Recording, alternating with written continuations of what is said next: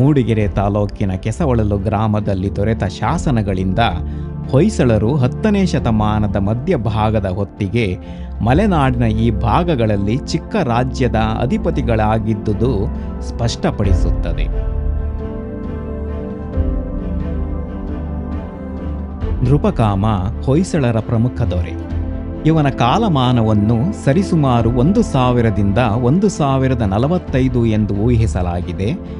ಹಾಸನ ಜಿಲ್ಲೆ ಮತ್ತು ಸುತ್ತಲ ಪ್ರದೇಶಗಳು ಮಾತ್ರ ಇವನ ಆಳ್ವಿಕೆಗೆ ಒಳಪಟ್ಟಿತ್ತು ಎಂಬುದು ಶಾಸನಗಳಿಂದ ತಿಳಿದು ಬರುತ್ತದೆ. ಆದಿಯ ಹೊಯ್ಸಳರಲ್ಲಿ ಅಗ್ರಪಂಕ್ತಿಗೆ ಸೇರುವ ನೃಪಕಾಮನು ಜೈನ ಮತಾವಲಂಬಿಯಾಗಿದ್ದನು. ಅವನ ಮಗನಾದ 2ನೆಯ ವಿನಯಾದಿತ್ಯನು ಮುಂದೆ ಅರಸನಾದನು.